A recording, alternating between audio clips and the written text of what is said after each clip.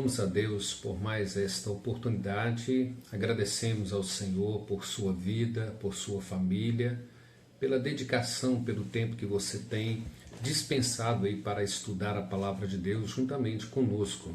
E nós rogamos a Deus que o abençoe ricamente, que esteja instruindo, te alimentando, nutrindo a sua alma, a sua mente, para que cada dia você cresça no aprendizado da palavra, você cresça na sua fé, amadurecendo e a cada dia mais se conformando com a pessoa de Cristo.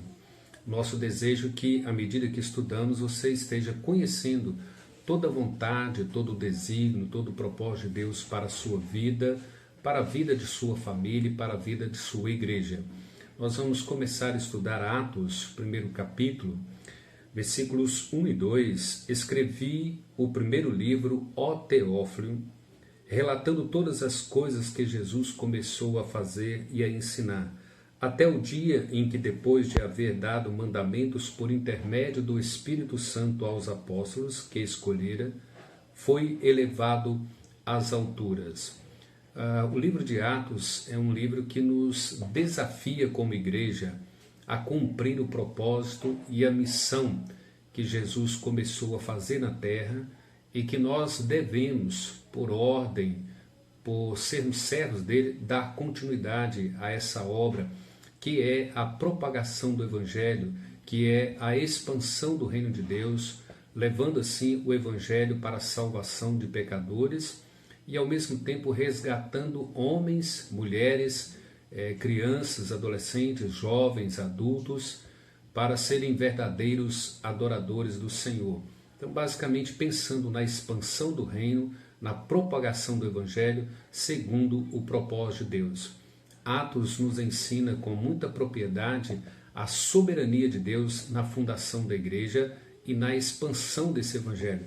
Como que Deus soberanamente institui a igreja, como que Ele organiza a igreja, como que Ele promove a expansão da igreja e também a expansão do Evangelho.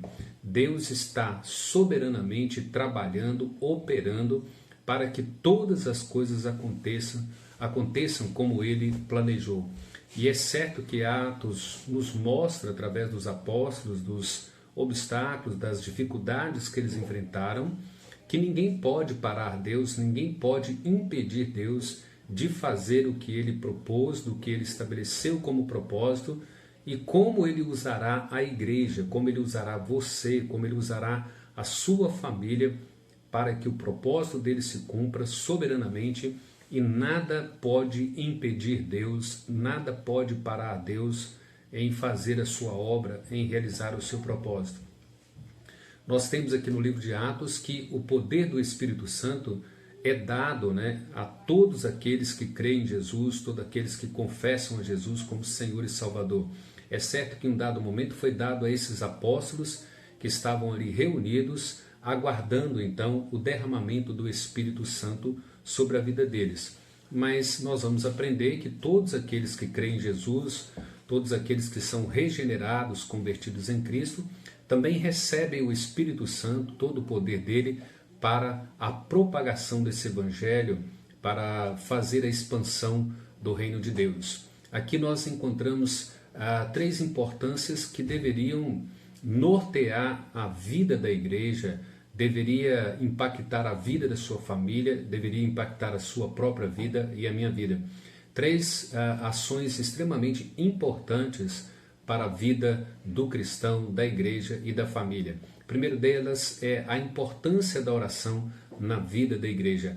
Atos é um livro que relata o povo de Deus em plena atitude, em plena ação, mas também em plena vida de oração, em plena dependência de Deus, mantendo assim uma vida de oração constante diante do Senhor. Eles não faziam nada antes de orar, antes de ter uma vida de oração.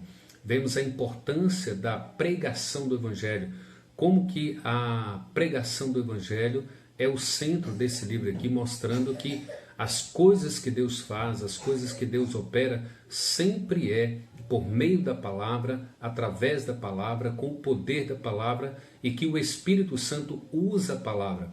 E os apóstolos entenderam isso.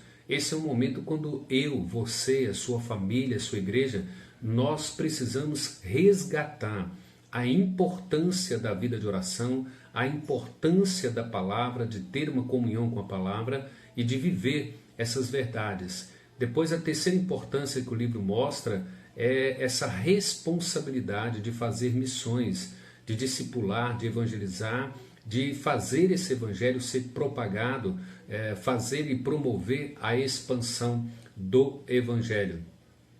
E Atos nos mostra isso com muita propriedade, de como o evangelho é expandido. E a gente percebe que a principal história de Atos é relatar a história de missões, como que Deus alcança os seus, como que Deus alcança os povos, né? Como que Deus resgata de todas as nações, de todos os povos, de todas as línguas e de todas as raças. E Atos deve trabalhar com a minha mente, com a sua mente, com a mente da sua família, da nossa igreja, e despertar essa característica marcante que é fazer missões. Atos nos mostra, nos ensina, nos educa, nos estimula ao evangelismo e também a missões. Também Atos mostra a realidade da oposição e do sofrimento quando nós nos dedicamos a propagar o Evangelho, quando nós dedicamos a ter uma vida de oração, de propagar o Evangelho, de fazer missões e evangelismo. Ele mostra também a realidade da oposição e do sofrimento. Com toda certeza, Atos nos ensina que Deus está operando, trabalhando soberanamente, que ninguém pode impedir Deus, ninguém pode parar Deus e ninguém impedirá Deus de cumprir o seu propósito, a expansão do seu reino e a propagação do Evangelho. Contudo, Atos é muito claro e esclarecedor para nós, mostrando esta oposição, como que sofrem. Embora Deus esteja atuando, os seus servos constantemente sofrem, são atacados, são criticados, são apedrejados, são ameaçados de morte, chegam à morte, eles sofrem muito e chegam até a perder a própria vida por causa do Evangelho, por causa da obra. Em Atos 5 a gente vê ali os irmãos, os discípulos ali, que estavam se alegrando, se regozijando, porque foram considerados dignos de apanhar por causa de Cristo. Então, Atos não esconde a dificuldade, as lutas, as oposições, os sofrimentos, os mártires, né? As mortes, os apedrejamentos.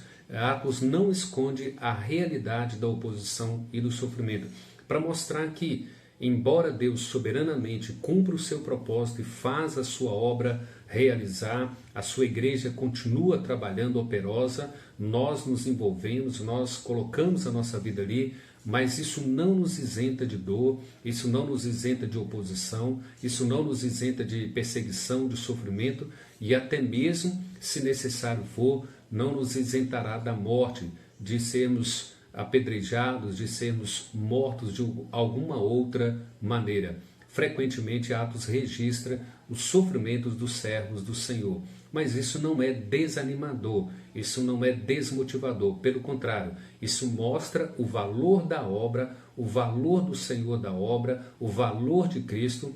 Tanto Deus Pai como Deus Filho, Deus Espírito são dignos do nosso sofrimento, do nosso envolvimento, do nosso empenho para fazer com que a igreja cumpra e a igreja dê continuidade a tudo aquilo que Cristo começou como um grande missionário, como o grande Salvador, como Filho de Deus, o Redentor da humanidade.